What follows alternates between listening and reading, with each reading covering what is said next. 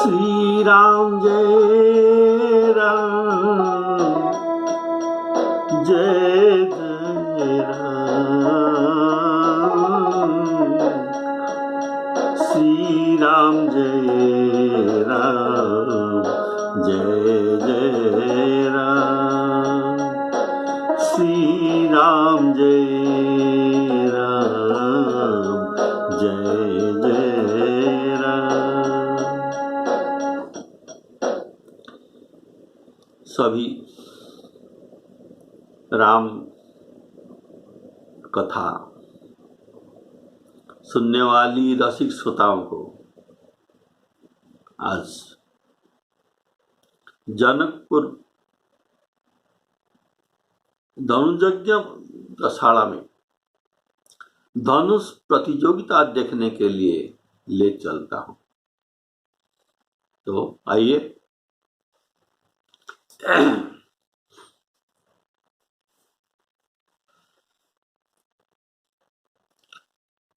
धनुष यज्ञशाला जो बनाए हुए हैं, पूर्व में प्रवेश द्वार है, पश्चिम भी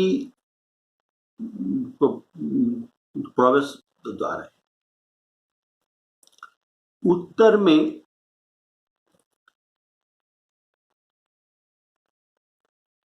जो बाउंड्री है उसी के पास नारियों का बैठने के लिए व नगर के नारियों का बैठने के लिए मंच बनाए हुए। इसके बाद नगर के नरों के लिए बैठने का स्थान बनाया गया है। इसके बाद राजाओं के बैठने के लिए, जो राजा प्रतियोगिता में भाग लेने आए हैं, उनके बैठने का स्थान बनाया गया है। रहा पूर्व हुआ प्रवेश द्वार, पश्चिम हुआ प्रवेश द्वार, उत्तर में ये सब लोग बैठे हैं। अब दक्षिण द्वार में, दक्षिण का द्वार नहीं, दक्षिण के दिशा में जनक जी उनके परिवार वर्ग सहित एक सुंदर बड़ा मंच बनाया गया है। ये मंच पर ये सब बैठे।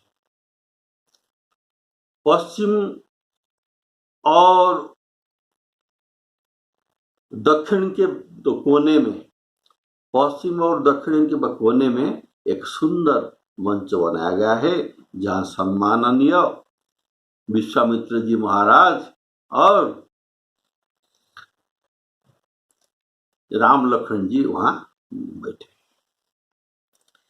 ऐसे स्थान हुआ है कि उनके सभी लोग उनको देखते हैं।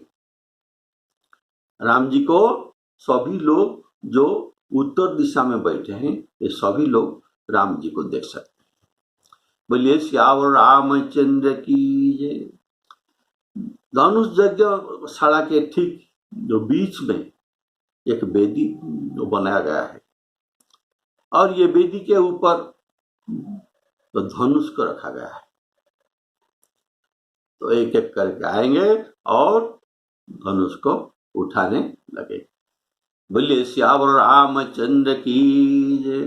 तो हम तो कहाँ बैठे हैं? तो नगर के लोग के पास हम बैठ गए।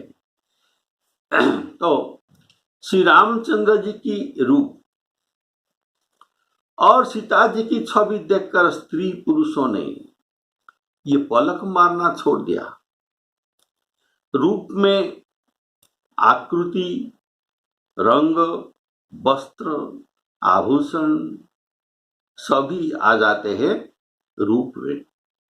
रूप में आकृति, रंग, वस्त्र और आभूषण सभी आ जाता है, और छवि में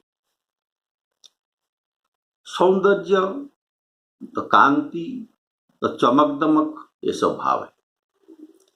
सभी अपने मन में सोचते हैं पर कहते सब कुछ आते हैं। सभी ऐसा आप तो सोचते हैं। ये विधाता को मन ही मन विनय करते हैं सभी लोग। ये विधाता आप सबके बुद्धि के संचालक है। अहंकार शिव बुद्धि अज, बुद्धि अज ऐसा वेदों में कहा गया है। अहंकार शिव बुद्धि अज मनस चित्त महान। माना चंद्रमा और महान अर्थात चित्त विष्णु है। अहंकार शिव है तो बुद्धि है ब्रह्मा जी। तो ये सबके बुद्धि के संचालक है। तो वे सभी वे कहते हैं जनक के प्रतिज्ञा अविधि है। आपको विधाता तो कहा जाता है, क्यों? आप विधि तो चलाने वाले हैं, विधि किया है, इसलिए आपका नाम जो विधाता है। तो जनक जी जो प्रतिज्ञा किया है ये अविधि है। आपके अनुशासन में ये आता नहीं। आप ऐसे अविधि जनक को क्यों करने देते हैं? आप बेगी अर्थात जल्दी उनको हमारे जैसे बुद्धि तो क्यों नहीं देते? बेगी कहने का भाव अब भी जनक अपनी प्रतिज्ञा सभा में सुनाए नहीं है। अगर सुना देंगे तो विलंब हो जाएगा, तो कुछ भी नहीं हो सकता। उनको ऐसा सुंदर बुद्धि में दीजिए जैसे हमारे है। तो उनकी ये मूर्खता को छोड़ दीजिए, प्रतिज्ञा को छोड़ दीजिए और बिना विचार किए अपने प्रतिज्ञा को छोड़ दीजिए और सीता जी के विवाह राम जी से कर दे। ऐसा हमारे जैसा ये सुंदर बुद्धि उनको दीजिए। बेगी ऐसी बुद्धि न दे तो अगर कोई धनुष को तोड़ देता है तो और ऐसी बुद्धि का जरूरत नहीं होगा। उनको सुहाई बुद्धि में दीजिए अर्थात सुंदर बुद्धि। अब इनके बुद्धि में जड़ता और असुहाई है। अपने प्रतिज्ञा वो छोड़ने पर जगत के लोग उन्हें भला ही कहेंगे। हठ करने पर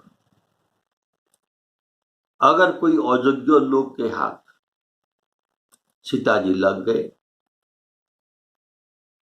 ये अयोग्य लोग के द्वारा धनुष तो तोड़ दिया गया, तो जीवन भर आपको पछताना पड़ेगा। सब लोग इसी लालसा में मग्न है कि जानकी जी के योग्य वर तो यह सांवला वर ही है। राम जी की ओर अंगुली दर्शाकर ये कहते हैं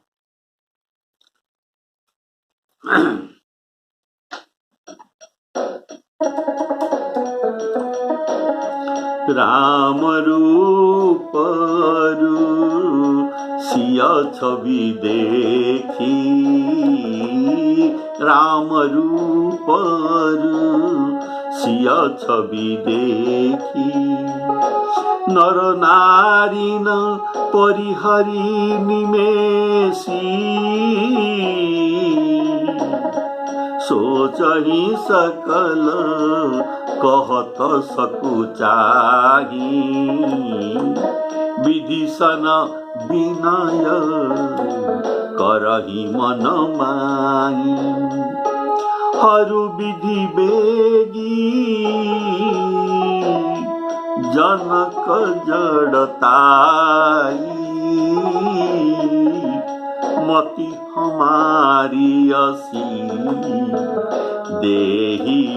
सुहाई। बिनु विचारो पनु तजी नर नाहु, सिया राम कर करे विवाह। जगु भल कही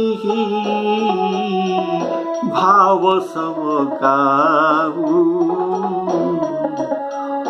हठ कीनी अंतहु पुरदा अंतहु पुरदाहु। एही लालसा मदन सबलोगु, बरु सावरो जानकी जोगु, बरु सावरो जानकी जोगु। तो राजा बंदी और जनों को बुलाए। बंदी अर्थात जो राजा के वंदना करने वाले भाटों को बंदी कहा जाता है। यह सुनकर बहुत बंदी आए, बुलाए अर्थात ये पास में ही थे, बुलाने पर तुरंत आ गए। ये लोग राजा के वंश का गुणगान करते हैं, अर्थात वंश के परंपरा और कीर्ति वर्णन करते हैं कि जानकी ऐसी वंश के कन्या है, इनकी परंपरा ऐसा है।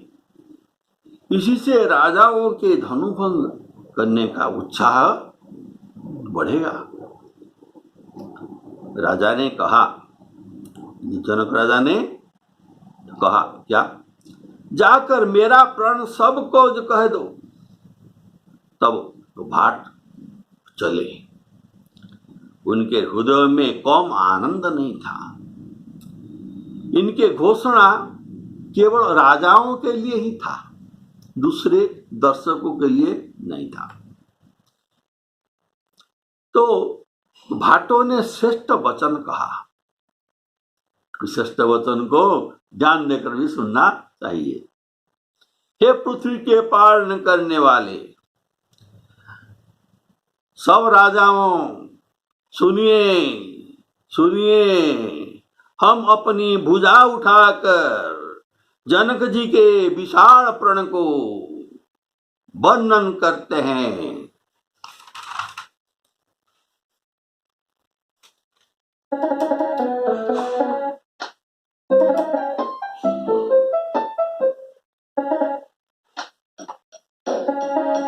तब बंदी जन को बुलाए, बिरदावली कहत चली आए। कह नृप जाई कहु पन मोरा, चले भाट हिया हरस न थोरा। बोले बंदी वचन बर श्रेष्ठ वचन, सुनहु सकल महिपाल। पन विदेह कर कहही हम,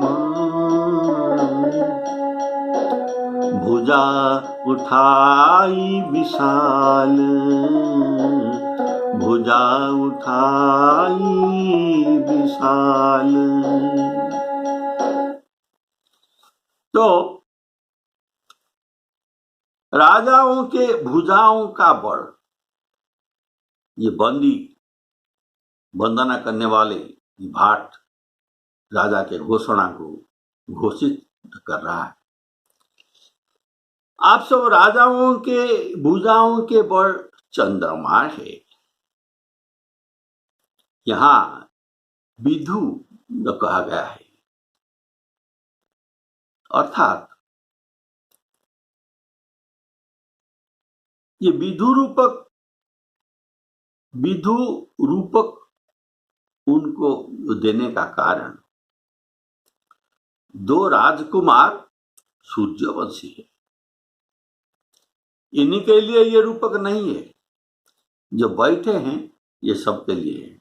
ये तो चंद्रवंशी, ये सूर्यवंशी है राजकुमार, तो ये चंद्रमा रूपक केवल ये राजाओं के लिए है। केवल अन्य राजाओं के लिए। शिवजी का धनुष राहु है। ये कहता है शिवजी का धनुष राहु है और भारी है, कठोर भी है। यह सबको विदित भी है, आप सब जानते हैं। चंद्रमा उपमा सुनकर राजाओं के मन खुश हुए। ये बंदी हमको चंद्रमा जैसे रूपक देता है। ये भट्ट हमारे भुजबल को चंद्रमा के उपमा देकर हमें सम्मानित किया है। राजाओं ने खुश हुए। इसमें और एक सुंदर बात है कि बोलिए श्यावर रामचंद्र की जय। राजाओं के भुजबल के शोभा तब तक रहेगी। आपके भुजबल को जो चंद्रमा कहा गया, ये चंद्रमा के प्रकाश तब तक रहेगी। तो कब तक? ना जब तक वे धनुष को स्पर्श न करते हैं। कारण धनुष राहु है, धनुष राहु है। उसी भुजबल चंद्रमा को ग्रस लेगा और उनके शोभा और नहीं रहेगा।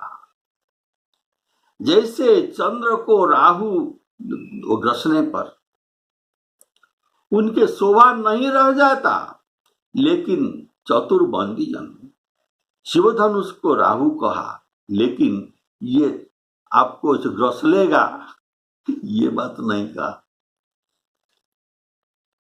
इसमें उनका वाक्य सुनने को अगर ये कहता ये राहु होकर तुम्हारे भुजबल चंद्रमा को ग्रस लेता, तो ये सुनने में अच्छा नहीं लगता है।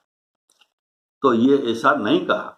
यहाँ केवल राहु और चंद्रमा के रूपक देकर परिणाम का आभास मात्र कर दिया। इसका परिणाम ऐसा होगा, ये आभास है। तो बंदीजन कहता है कि बड़े भारी योद्धा रावण और बाणासुर भी इस धनुष को देखकर चुपक से चलते बने। उसे उठाने का तो दूर रहा, उसे उठाने तो वह दूर रहा, इसे छूने तक की उनका साहस नहीं हुआ। शिव धनुष के गुरुता और कठोरता को पुष्टि कराने के लिए दो महान योद्धाओं के उदाहरण यहाँ दिया गया। दो महान योद्धाओं का उदाहरण। धनुष को गौरव और कठोर कहा गया, अर्थात उठाने में भारी और तोड़ने में कठोर। अगर उठा जाएगा तो तोड़ा नहीं जा सकता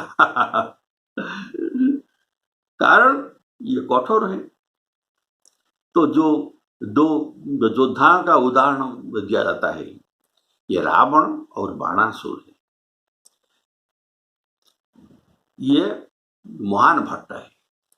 भट्ट तीन प्रकार होते हैं। भट्ट अर्थात योद्धा। एक है भट्ट, दूसरा है महाभट्ट, इससे बड़ा, और भारी भट्ट, ये सबसे बड़ा, ये अंतिम श्रेणी का योद्धा है। तो ये तीनों श्रेणियों में रावण और बाणासुर ये अंतिम श्रेणी का श्रेष्ठ योद्धा थे। कारण रावण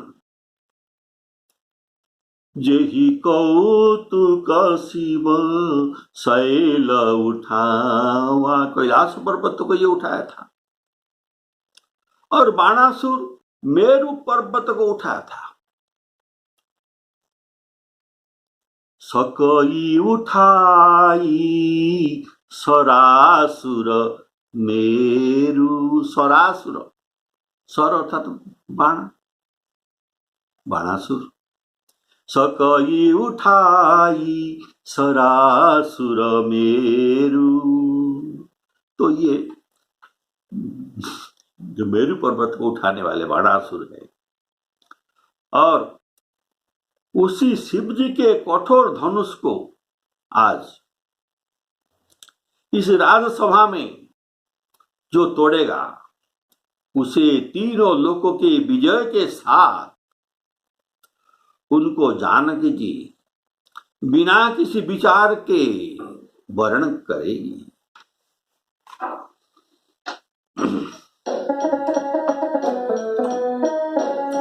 नृप भुजबलु विधु, नृप भुजबल विधु शिव धनु राहु। गरुड़ कठोर विदित सब काहू। रावणु बानु, बानु बड़ासुर। रावणु बानु महाभट भारी। देखी सरासन गवही सिधारी। सोई पुरारी कोदंड कठोरा। राज समाज आज जोई तोरा। त्रिभुवन जय समेत वैदेही। बिनहि विचार बरई हटिते। श्री राम जय राम, जय जय राम। अर्थात यह धनुष कैलाश और सुमेरु पर्वत से भी अधिक भारी है। कारण रावण और बाणासुर जो कैलाश पर्वत को और सुमेरु पर्वत को उठाए थे, ये उसे छूने का भी साहस नहीं कर पाए। रावण ने कहा, यह मेरा गुरु का धनु है। बाणासुर का जानकी हमारे माता है, इसीलिए इन्होंने नहीं छुआ धनु को। और गवाही सिधारे, केवल दर्शन नहीं किए थे। ऐसे बंदी जन पहले कहने का कारण कोई भी जनक जी को दोष नहीं देंगे, नहीं दे सकते, जो कि हमें यहां बुलाकर हमारे नाक कटवाए सबके सामने। हनुमान नाटक में बड़ा सुंदर भाव है, सुनिए। हनुमान नाटक में उल्लिखित है कि रावण अपना ही पुरोहित को जनक जी के पास संवाद देने पठाया था। तो क्या संवाद था? मुझे सीता को दे दो। जनक कहे कि शिवधनु को तोड़ना पड़ेगा। रावण ने कहा, मैं तो ये कैलाश उठाने वाला हूं, अगर ये मेरा गुरु के धनु न होता तो मैं उसे क्षण मध्य में चूर्ण कर दे सकता, चूर्ण कर देता। जनक जी हंसते हुए बोले, अरे अगर तुम शंभु के बसने वाले कैलाश पर्वत को उठा सकते हो, तो क्यों उनके धरने वाले धनु को उठा नहीं सकते? तो ये भी शिव जी का है और ये भी शिव जी का है। बोले श्यावर रामचंद्र की जय। तो ऐसे पराक्रमी भुज रावण कहता है, देखो थोड़ा सा गौर से सुनिए जनक जी महाराज। जो शंकर पार्वती गणेश कार्तिकेय समेत कैलाश पर्वत को उठा सका, ऐसे पराक्रमी भुजदंड वाला रावण को धनुष उठाना ये आपके कैसे परीक्षा है? अभी सत्योपाख्यान का एक उल्लिखित प्रसंग सुनिए। धनुष संबंध में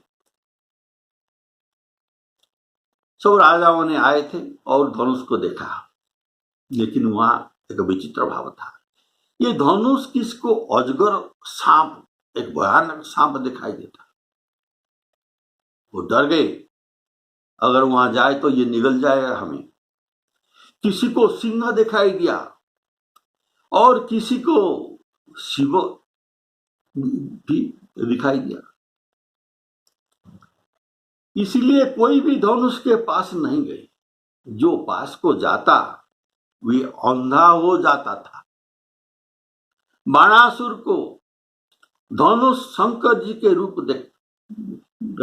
दिखाई दिया, इसीलिए ये बारंबार धनुष को प्रणाम करता रहा। रावण भी यहां आया था, इसका प्रमाण मंदोदरी देता है।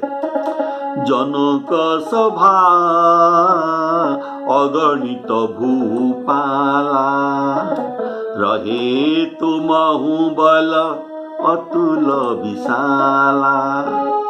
भंजी धनुष जानकी विवाही, तव संग्राम जीते हो कि न ताही। श्री राम जय राम जय जय राम। तो वहां रावण भी आया था। यह रावण भूपाल अर्थात राजा के रूप में आया था, रावण के रूप में नहीं। पहले ये अपना रूप में आया था पहली बार, लेकिन अब ये राजा के वेश में आया था, इसलिए उनको कोई पहचान न सका। इसलिए गोस्वामी जी कहते हैं बहुत राजा आए थे, तो कपट में ये राजाओं, ये असुर आदि देवता असुर भी आए थे। ये कपट में राजा के वेश धारण कर इस सभा में बैठे थे। रहे असुर छल छोनिप बेशा, छोनिप अर्थात राजा के वेश में बैठे थे।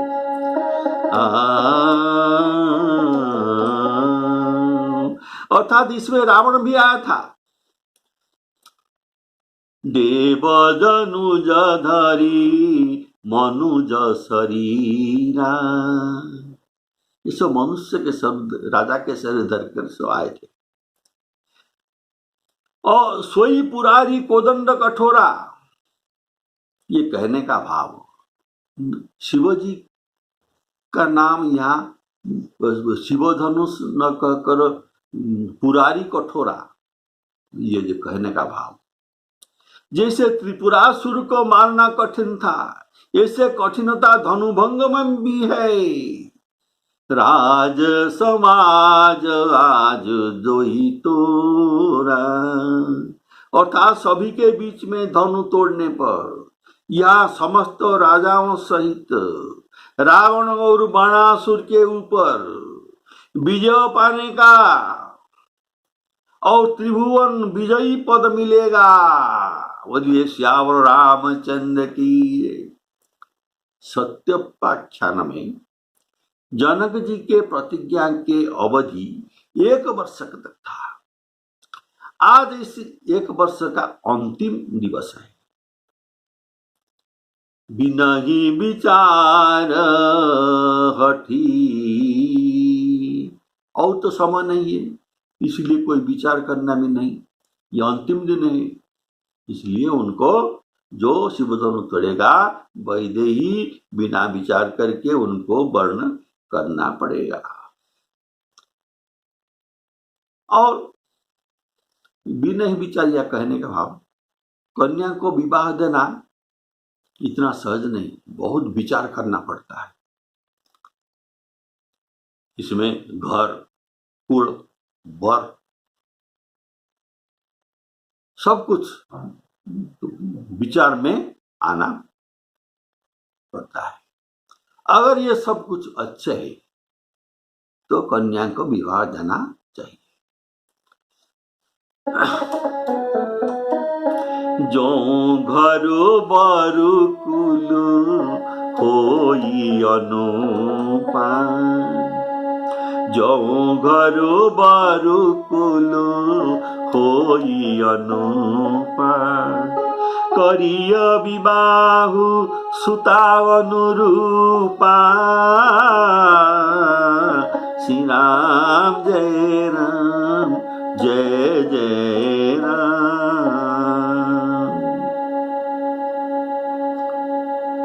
नहीं तो अंत में पछताना पड़ेगा। जो विचार करके कन्या को प्रदान नहीं करता है उनको अंत में जेहि न होई अंत उरदाहु।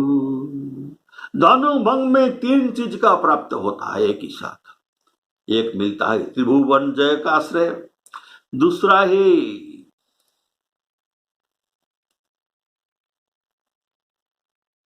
वैदेही मिलेगा, तीसरा है कीर्ति मिलेगा। तो ये बिना जातक मेल में भी होगा, जातक यहां जरूरत नहीं है। और बिना रक्तपात के में भी ये तीनों मिलेगा। जनक जी के प्रण सुनकर सब राजा ललचा उठे। जिसको वीरता के अभिमान था ये मन में बहुत ही तमतमाए, कमर कसकर अकुलाकर उठे। कोई अपने इष्ट देव को और अपने इष्ट देव को सिर नवाकर ये सब चलते हैं धनुष उठाने के लिए। राजाओं के अकुलाने का कारण शिव धनु को उनके पहले अगर कोई न तोड़ दे तो, अगर उनके जाने से पहले कोई तोड़ देगा तो उनको ये सब मिल जाएगा। तो इसीलिए प्रतिज्ञा सुनने के बाद एक ही साथ उठ गए। सभी अपने अपने इष्ट देव को सिर नवाकर चलते हैं। तो धनुष को क्यों उठा न सके, इष्ट देव क्यों उनका सहायता न किए। बोलिए श्यावर रामचंद्र की। इसका आगे सुंदर कारण समझे। सबने इष्ट देव को सिर नवा कर चलते हैं, तो धनुष तोड़ने का समय उनके इष्ट देव क्यों इनका सहायता नहीं किए। इनके इष्ट देवता थे कौन? शिव जी, गणेश जी, भवानी जी आदि थे। लेकिन इन सबके देवता है कौन? इनके सबके इष्ट देवता है राम जी। ये सब राम नाम जपने वाले हैं। आप जानते हैं मंगल भवन मंगल हारी, उमा सहित जेहि जपत पुरारी। उमा सहित जेहि जपत पुरारी, शिव पार्वती राम जी को जपते हैं। और महिमा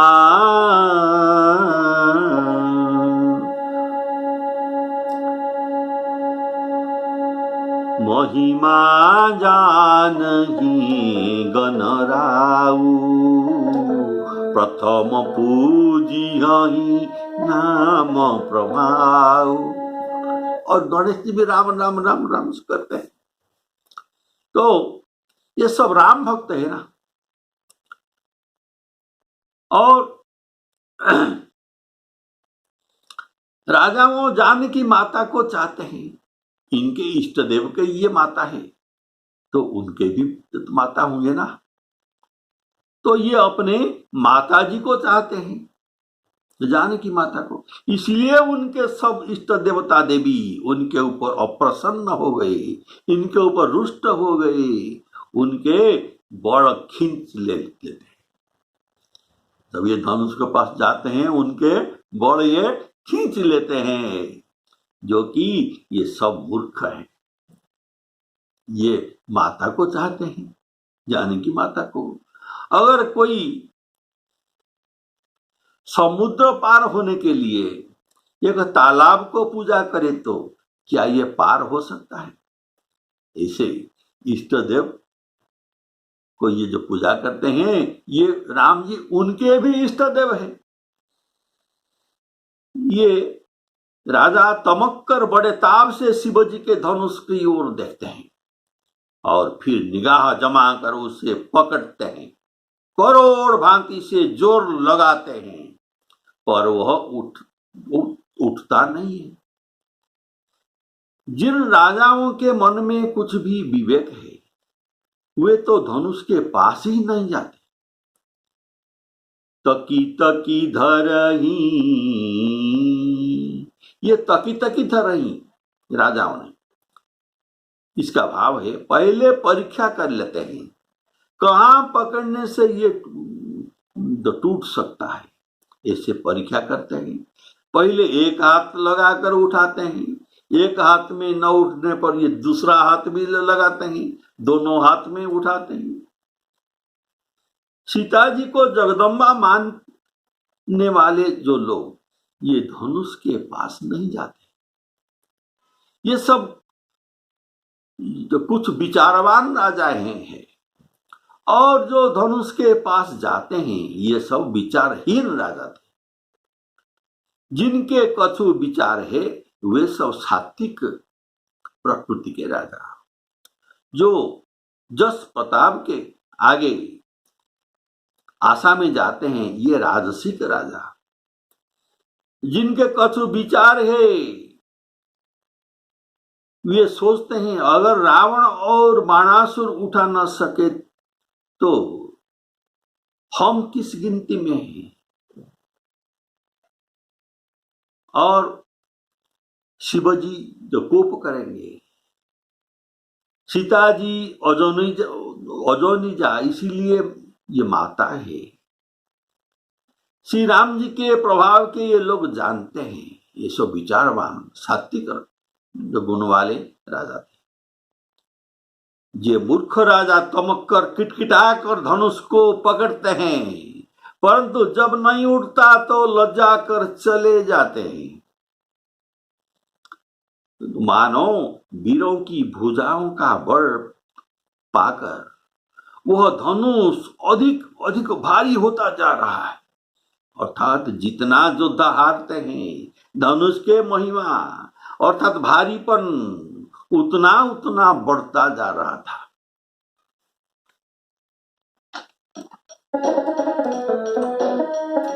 सुनीपन सकल भूप भिलासे, सुनीपन सकल भूप भिलासे, भटमानी अतिशय मन माखे,